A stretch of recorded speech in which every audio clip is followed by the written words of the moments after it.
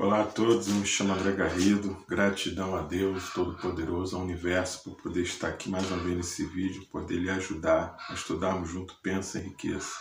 Venho te pedir a sua inscrição aí no canal, ativar o like e o sininho das notificações, ok?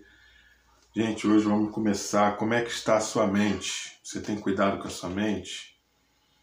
Você tem tido cuidado? Você tem se alimentado de conteúdos maravilhosos, livros, vídeos no YouTube, ter cuidado com o meio que você vive? Você tem cuidado com isso? Porque se você muda, tudo ao seu redor muda. Então você tem que mudar a sua mente, a sua forma de pensar. Você tem que colocar coisas novas.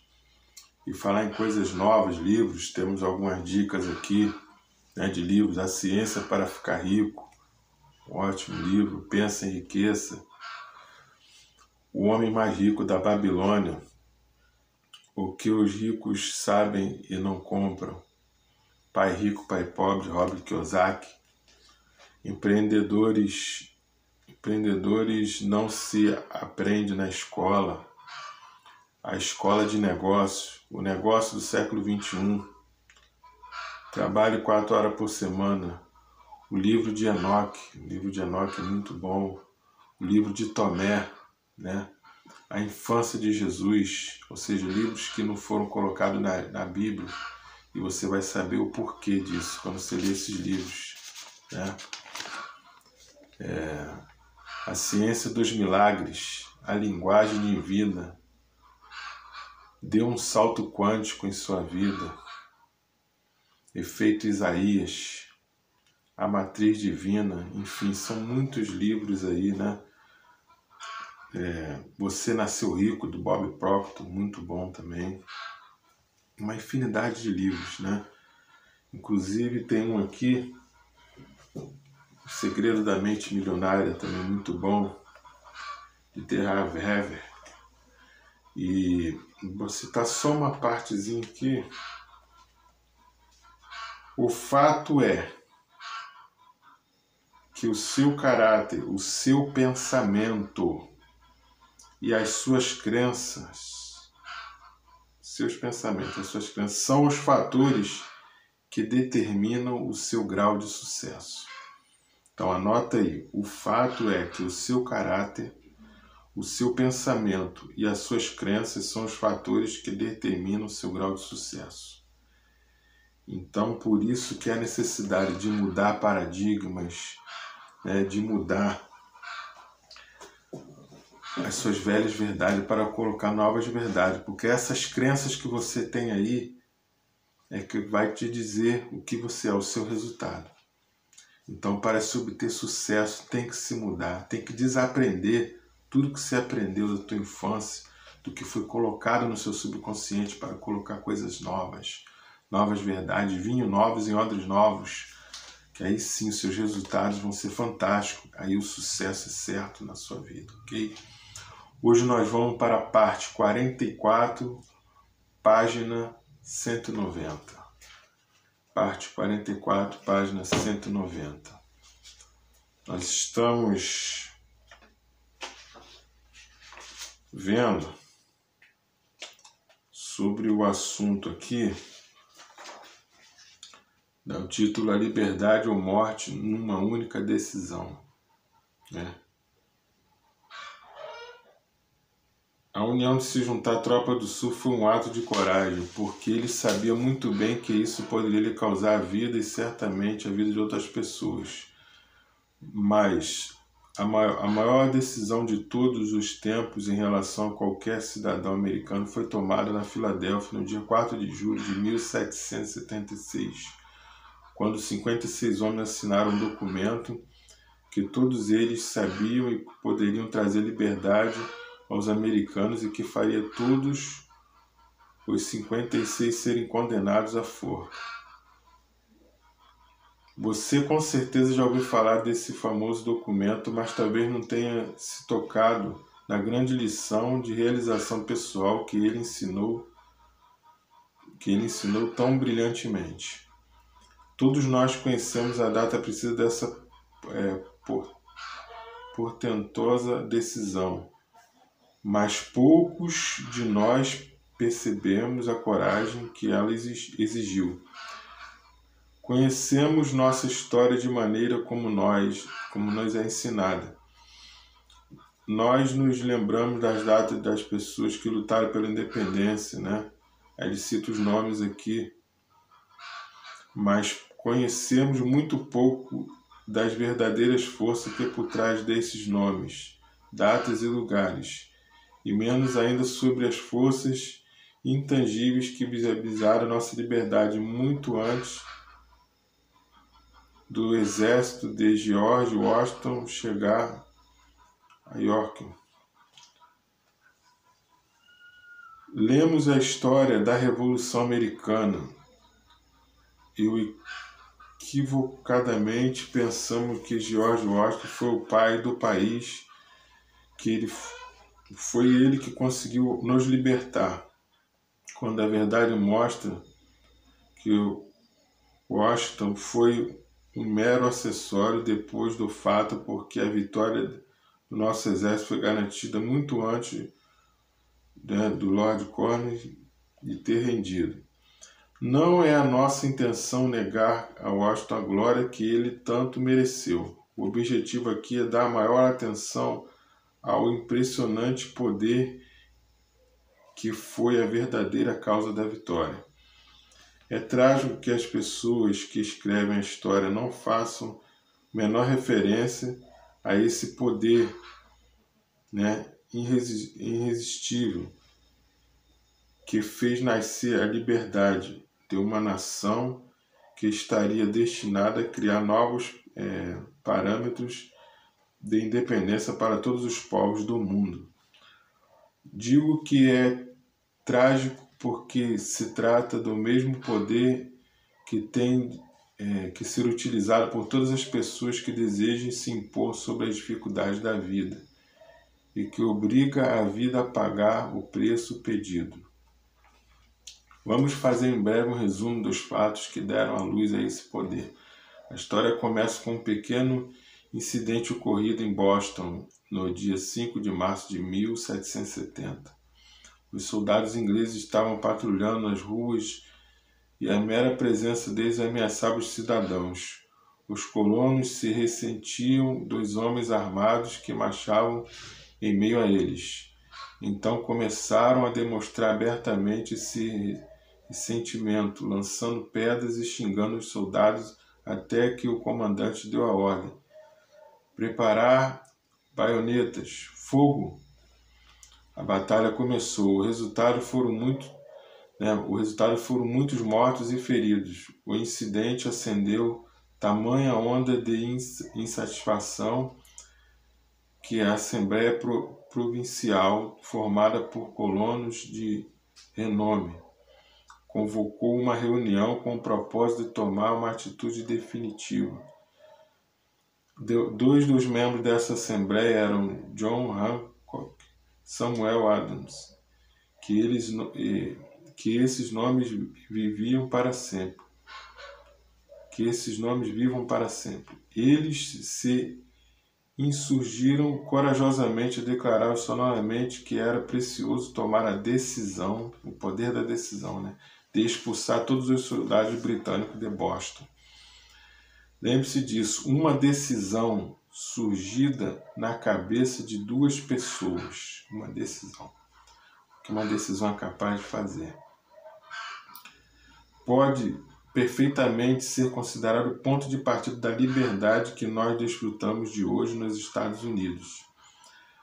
Lembre-se também de que a decisão desses dois exigiu enorme dose de coragem e fé. Então, uma decisão exige muita coragem e fé, porque era perigosa, né? Era perigosa essa decisão que queria tomar. Quando a Assembleia terminou, Samuel Adams foi instado a se dirigir ao governador da província e exigir a retirada das forças britânicas. O pedido foi atendido, os soldados foram retirados de Boston, mas o caso não estava encerrado. Ele tinha provocado uma crise destinada a mudar o rumo da civilização. Não é estranho que as grandes mudanças como a Revolução Americana e Grande Guerra geralmente comecem com incidentes aparentemente sem importância.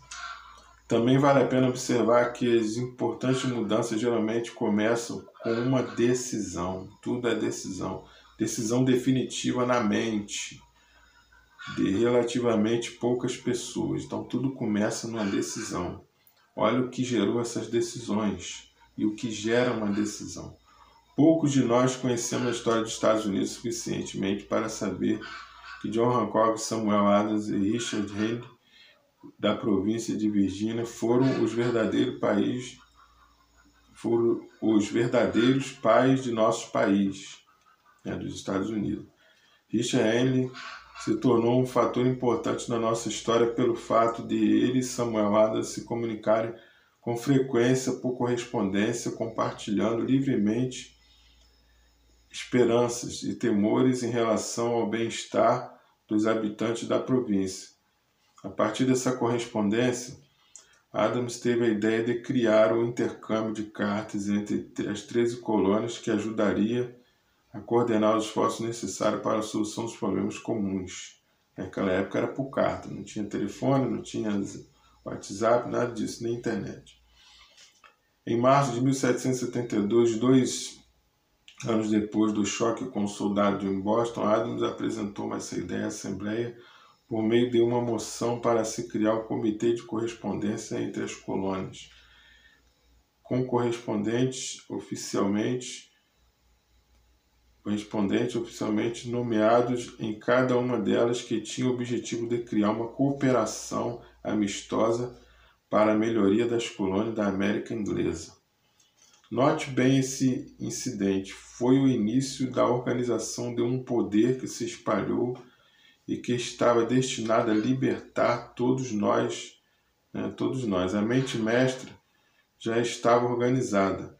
Olha aí. Era formada por Adams, Lee e Hancock.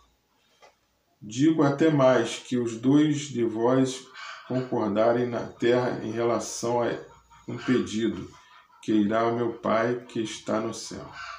O comitê de correspondência foi organizado. Observe que esse ato abriu o caminho para o poder da mente mestra.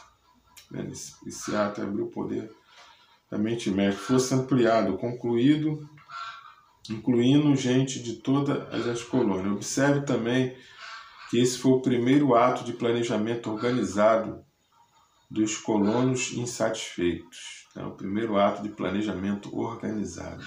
Tudo tem que se planejar de forma organizada. A união faz força. Os cidadãos das colônias vinham praticando atos de guerra isolados e desorganizados contra os soldados britânicos, em incidentes semelhantes à revolta de Boston, mas não obtinham nenhum benefício. A insatisfação dos indivíduos não havia sido consolidada sob o guarda-chuva de uma mente mestra. Nenhum grupo colocou corações, mentes, corpos e alma numa decisão tão definitiva como essa. Olha, corpos, mente e alma, numa decisão definitiva como essa, para acertar de vez a dificuldade com os ingleses. Até Adams e Hancock terem de se unido. Enquanto isso, os ingleses não estavam desatentos. Eles também faziam seus planos de criar uma própria mente mestra, com a vantagem de ter o apoio de muito dinheiro a um exército organizado. A coroa nomeou Gad para substituir como o governador também de Massachusetts. Um dos primeiros atos do novo governador foi mandar o mensageiro chamar Samuel Adams para tentar frear a oposição por meio do medo, colocando medo. A melhor maneira de entender o que aconteceu é reproduzindo a conversa entre o coronel Fenton e o mensageiro enviado por Gad e Samuel Adams. Coronel Fredon, o governador Gades me autorizou a dizer veemente que o Sr. Adams, que ele tem poderes para lhe conceder todos os benefícios que o senhor julgar suficiente. Tentativa de subornar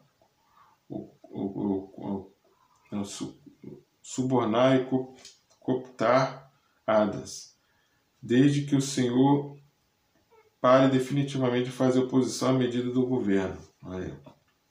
O governador lhe aconselha que o senhor a não desagradar ainda mais a sua majestade.